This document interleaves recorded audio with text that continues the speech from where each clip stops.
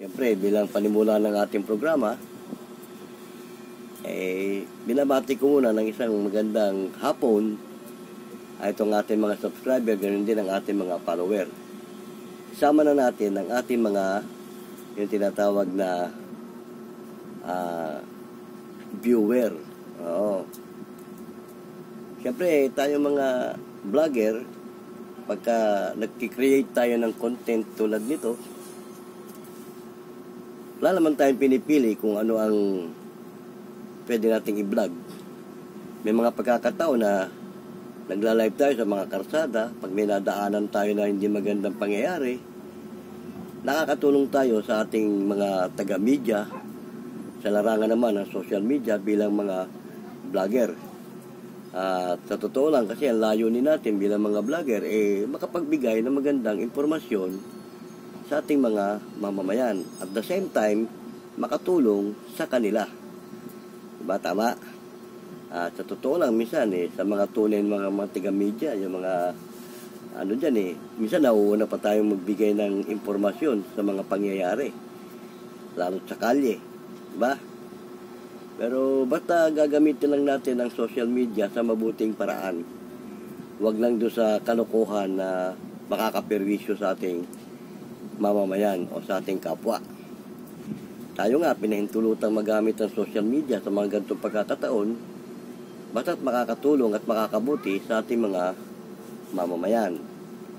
Kasi pag ikaw makakalabag doon sa tinatawag na community standard, mababan ka. Oo, baka i-ano ni Meta o ni Facebook yung account mo. Ganon din naman sa YouTube. Hindi ka pwedeng magpasok sa YouTube ng yung nakakalabag sa community standard. Ganon din yung tinatawag na copyright. Hindi ka pwedeng magnakaw nung video ng iba, tapos yun ang i-upload mo, ipapangalan mo sa'yo. Hindi pwede yun. Kailangan mag-upload ka ng sarili mo. Sarili mong content. Although, pwede ka naman mag-share sa content ng iba. May mga kapwa ka vlogger na, tulad ako, may mga idol din akong kapwa ko vlogger. Pag nakita ko maganda yung ano niya, sinishare ko. Wala namang problema rin, i-share mo yun Pabor din sa kanya yun. Pamparami din ng viewer niya at mga follower niya yun, pag i-share mo yun. Pag ka lang mag-share nung halimbawa, sinare mo yung video niya, nagdagdag ka ng kung ano-ano. Huwag yung ganon, na makakasira naman doon sa may-ari ng video. I-share mo siya.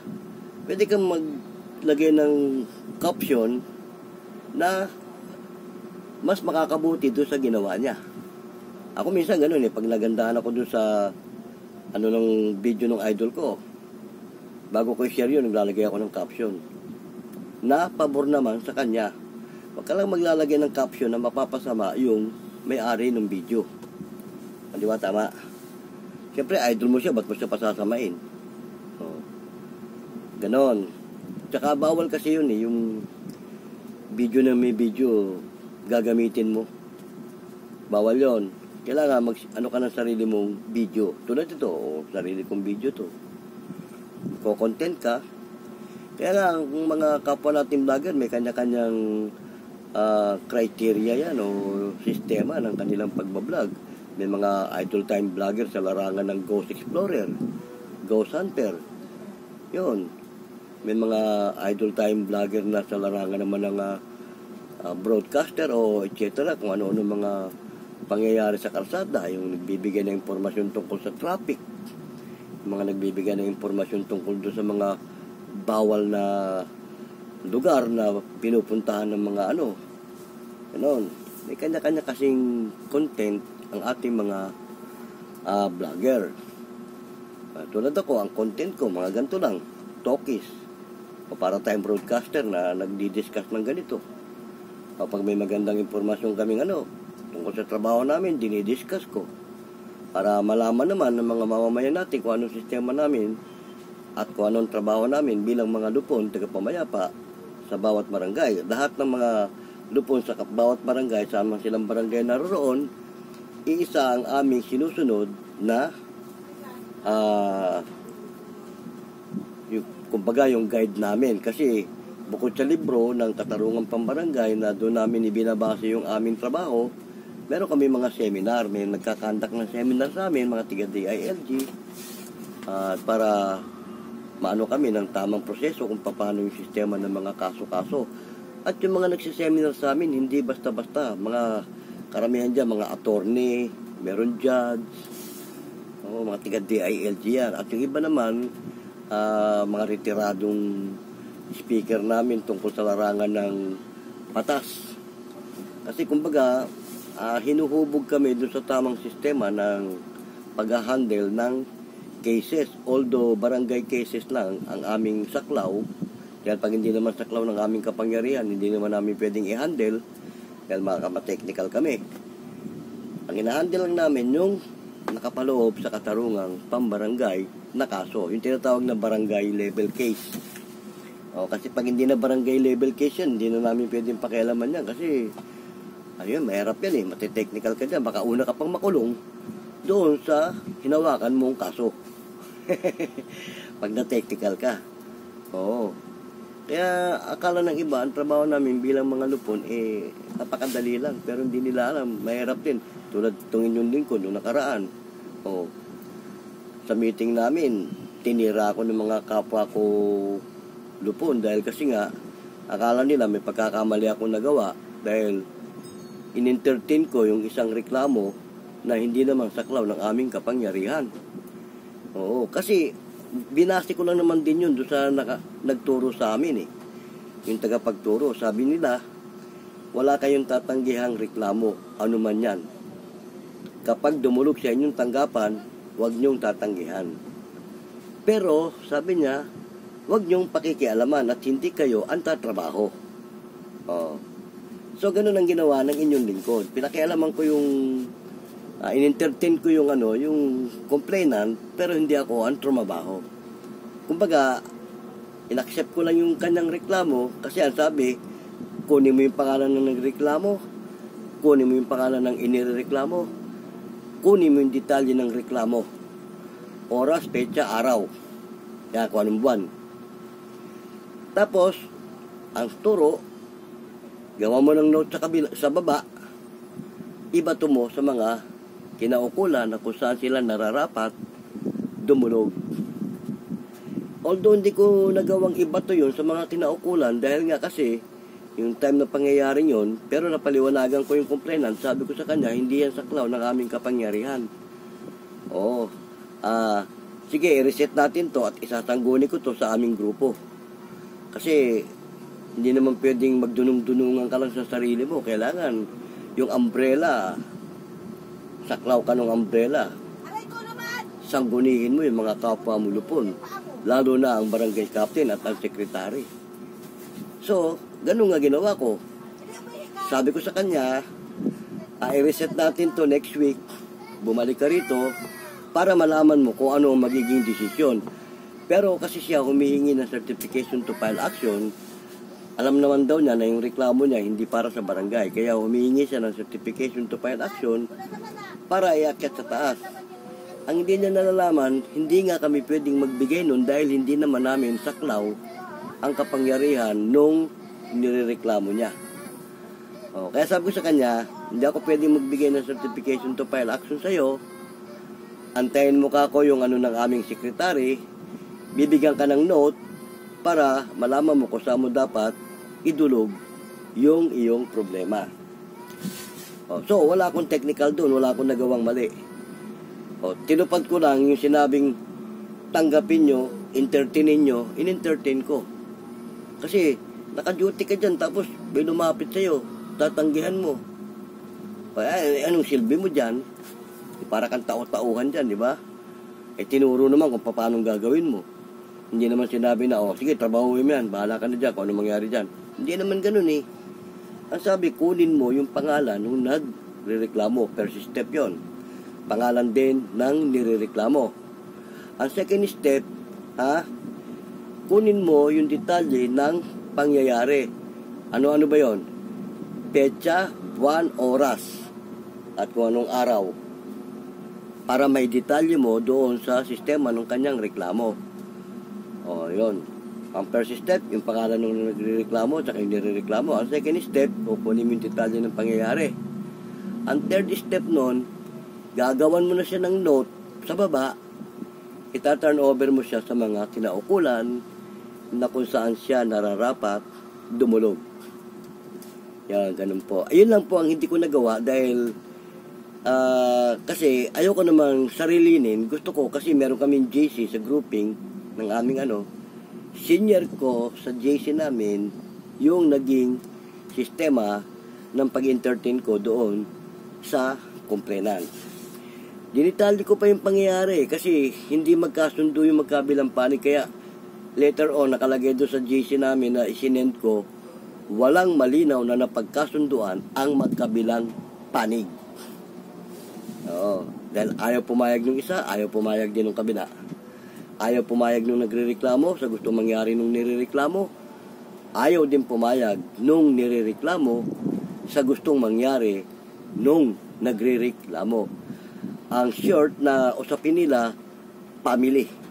Pampamilyang usapan, yung tinatawag na yung ari-arian ng mga magulang na naiwan. Yung ari-arian ng mga magulang na iniwan sa kanila, parang yun ang kanilang pinagtalunan. Hindi ko na ididetalye kung anong klase ang kanilang pagtatalo sa ganong sistema para naman sa kapakanan nung pamilya.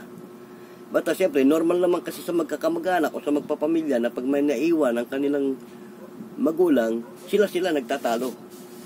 Di ba? Parang ganon. Pero hindi na natin ididetalye rito kung anong kanilang pinagtalunan. Basta, ayaw pumayag nung isa, ayaw pumayag nung isa. Yun nga ang sabi ng tagapagturo sa amin, kapag family involved na ang kaso, pampamilya, mahirap ayusin. Sabi nga nung nagturo sa amin, kami nga mismo sa husgado, nahihirapan kami niyan. Basta pamilya na. Kasi kampi-kampi na yan eh. Oo, mauuwi na sa kampi-kampi yun eh. Talagang husgado na ang dapat dun. Hindi na saklaw ng kapangyarihan yun ng katarungang pambarangay o yung tinatawag na barangay justice system. Kaya tinira nila ako, akala nila, pinakialaman ko ganun, na nangako ako na magbibigay ng certification, etc. Pinaliwanag ko naman sa meeting namin, hindi ganun ang ginawa ko. Pinaliwanag ko sa kanila na hindi saklaw ng kapangyarihan natin o namin yung inireklamo at yung idinudulog na problema. Isa lang naging pagkakamali ko roon, yung pangalan nung complainant. Doon nasilipan nila ako roon dahil yung pangalan mali eh. Hindi ko na rin babanggitin yung pangalan. Sa kapakanan naman din nung pamilya. Doon ako dinali ng mga kasama ko dahil doon sa pangalan. Mali eh. Maging yung sekretary namin, naguluhan. Chinek daw niya doon sa complaint sa Bantay Bayan sa baba kung tama yung pangalan na nilagay ko rin sa namin. Ang sabi nga sa akin, walang ganun nagko-complain, walang ganun pangalan. Although yung apelyido nandun. Paano naman kasi, sa totoo lang, kaya hindi ko nakuha masyado yung pangalan, masyadong mahina magsalita yung tao. Kumbaga, hindi ko masyadong naulinigan yung sinabi niyang pangalan. Lumayo ngayon doon sa tunay na pangalan yung dapat kong isulat. Doon nila ako nadali. Pero yung technicality na pinakialaman ko, hindi ko pinakialaman. Tinupad ko lang yung tinuro na tanggapin mo yung reklamo, entertainin mo yung tao, hanggang doon ka lang. Dahil nga sabi, hindi ikaw ang tatapos ng kanilang problema. At wala kang karapatan para pakialaman niya, para tapusin yan o desisyonan yan. Maliban na sa klaw nga ng kapangyarihan ng barangay justice system, kasi dito sa amin may premediation eh. Kung premediation man yung ginawa ko, hindi ko naman siya pinakialaman na talagang kami na ang tatapos ng problema nila. Kasi may mga nangyayari sa amin dito, sa premediation pa lang, naaayos na, nagkakaroon ng amicable. Kasi pag may sinampang reklamo sa amin sa baba, sa Bantay Bayan, pag medyo alanganin yung mga Bantay Bayan para i-blatter yun, etc. o i-record, inaakyat sa amin sa taas para kami naman ang sasala at re-revisa tungkol sa reklamo ng tao kung para ba yan sa barangay o kung para saan ba yan. No, kaya meron kami tinatawag na lupon for the day. Yon, yung lupon for the day, nag-premediate kami. Premediation. Kinakausap namin yung both parties kung ano gusto mangyari. Pag decidido yung complainant, gusto talagang isampa yung reklamo at magkaroon ng hearing, etc. Tsaka pa lang yung gagawa ng barangay case, ibabato yun sa aming barangay captain kasi ang first proceeding niyan, mediation talaga. Hindi premediation, mediation na talaga yon sa kapitan na yon. Nulit ko na naman, sa 3 consecutive hearing at hindi naayos ng kapitan, ibabalik yan sa lupon. Ibabagsak sa amin yan sa lupon para kami na ang tatrabaho niyan. Kung kailangan i-certification to file action, certification. Kung maaayos at mapapayapa namin sila kasi lupon taga-pamayapa, maaareglo, yun ang tinatawag na amicable settlement. Ganon. Yung hinandle kong kaso, hindi ko naman masasabing hinandle ko yon. Yung tinanggap kong reklamo nung complainant, hindi ko naman siya hinandle, inano ko lang siya, inassist. Oo, ganon. Kumbaga, parang na-misinterpret yata ng mga kasama ko na akala nila pinakialaman ko. Kaya nung pinaliwanag ko, yun, naunawaan naman nila. At isa rin sa nagpaliwanag, si Sek. Kasi nga, yung pangyayari yun, chinyata ko agad ng aming sekretary, Agi, huwag mo nang problemahin yan. Ako nang gagawa ng note para sa kanila. Sabi ko, Sek, kasi sinabi ko naman sa kanila, hindi saklaw ng kapangyarihan natin yan at hindi tayo pwedeng magbigay ng certification to file action. Kasi mga idol, yung ganun mga problema, hindi namin pwedeng bigyan ng certification kasi pag hindi saklaw ng kapangyarihan, ano yung certification namin doon? Ano yung certified namin? Di ba? Mati-technical kami doon. Kaya hindi pwede. Ano-ano ba mga case na hindi saklaw ng kapangyarihan ng lupong taga-pamayapa? Pangunahin na, yung may 1 year imprisonment. Yung may parusa na kulong. Hindi saklaw yun kasi hindi naman kami mag-uus ganun eh. Ano pa, yung mga corporation na yan. Ganun na rin sa pampamilyang usapin. Yan ang mga hindi saklaw ng kapangyarihan. Pero yung mga away magkapitbahay, mga utang-utang na. Pero kahit utang, kung talagang malaki na, nauuwi sa estapa, kumisan, hinahandle pa rin namin yun. Kasi pag mga utang-utang, kahit malaki yan, babagsak yan. So, sa tinatawag na small claim. Sina-certification to file action yan. Sa small claim, babagsak yan eh. At ang small claim, madali magdesisyon. Oo.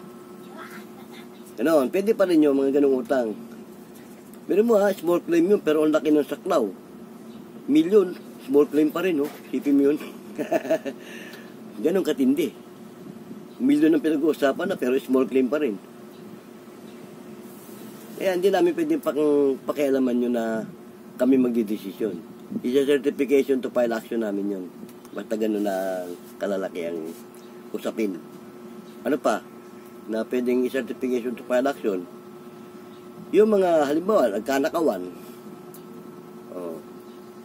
Tapos kilala yung nagnakaw. Tapos ang gusto ng may-ari maibalik yung ninakaw. Kung nabenta na at na-dispatcha ng nagnakaw, isa-certification to file action yun para doon na sila sa hukuman. Ganon. Pero yung nakaw na may halong force pamumwersa, tapos may nasaktan sa loob ng bahay, hindi na yan. Karoon ng mga serious physical, hindi na yon. Yung serious physical injury, hindi nasaklaw ng katarungan pambarangay yun. Oo. Mga frustrated na pangyayari, frustrated murder, hindi na yun eh. Kasi mabigat na yun eh. Panghusgado na talaga mga usapin yun. Lalo't kung may namatay. Sabi nga ni attorney hindi ko na babanggitin yung pangalan ng attorney na nagturo sa amin. Kahit ang usapin, patayan, nagreklamo sa iyo yung pamilya nung namatay, pwede mong tanggapin yon. Pero hindi ikaw ang tatrabaho. Sa paanong paraan? Yun nga, kunin mo yung detalye ng pangyayari. Kunin mo yung pangalan ng complainant. O, kung ano nangyari. Tapos papipirmahin mo sa babaeng complainant na inassist mo siya doon sa pangyayari. Pag nakuha mo yung detalye ng pangyayari at inirepair mo siya sa mga kinaukulan, halimbawa sa polis, kasi police matter na yun eh. Ayun. Wala nang gagawin ng polis doon, babasahin lang yun, tapos tatanungin na lang siya. Ito bang mga nakalagay dito? Totoo ba nangyari ito? Pag sinabi niyang oo, siyempre aayunan niya yun, pirmado siya eh. O ay tatanong na lang ulit ng mga investigador doon, wala ka na bang gustong idagdag? O wala ka nang gustong baguhin? Pag sinabi niya, wala na po, okay na po yan. Pasok na yon. Akit na sa ano yun. Ano, ayun nga sabi nung tagapagturo, nakatulong ka na sa investigador, hindi na siya iimbestigahan dahil nandun na, nakadetalye na. O. Ganon, ang ibig sabihin ng tagapagturo, hindi mo papakialaman yung sistema. Babato mo siya sa mga kinaukulan. Okay na, mga idol ha, yung kwentuhan natin, nauwi na naman dito, tungkol dito sa sistema ng aming trabaho bilang mga lupon tagapamayapa. Pero anyway, para ang mga kababayan natin o sino pa man na nakakapanood ng video ito, magkaroon sila ng knowledge tungkol sa tinatawag na katarungang pambarangay. Okay na mga idol, kung may mga comment kayo, lagay nyo lang dyan sa comment section. At kung meron kayo mga katanungan, lagay nyo lang din dyan para matalakay natin sa mga susunod pa natin mga video. Okay na. Ito pong muli ang inyong lingkod, si Boyet ng Boyet Vlogs TV. Pasamantalang nagpapaalam. Hanggang sa muli. Paalam!